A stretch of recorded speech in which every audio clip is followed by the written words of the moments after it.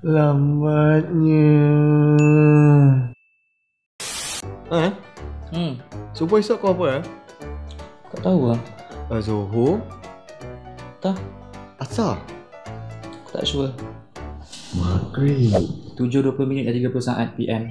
Buka je laju. Hafal pula tu.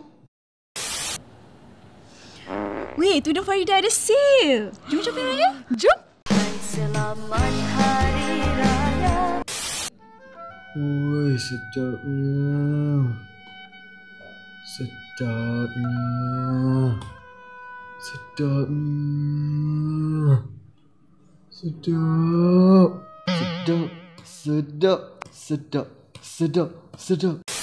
Sally, lagi pergi Param nak beli apa? You know, I nak makan roti canai, nasi dagang.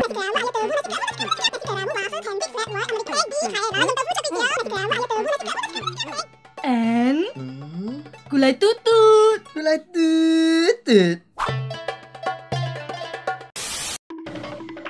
Kedai nasi Mak Vida ada sale. Jom shopping raya. Jom. Selamat Hari Raya.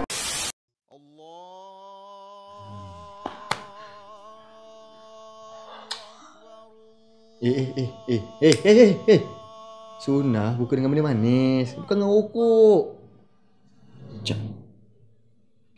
Tak ada aku pun manis kak, nak try?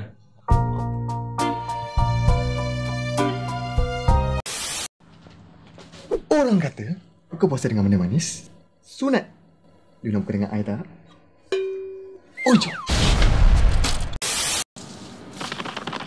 Hey, kedai kain JK ada sale. Jom shopping raya. Jom. Selamat Hari Raya.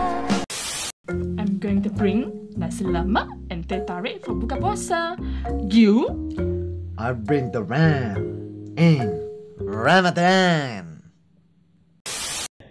Hey guys, I got free supper for the Twitter.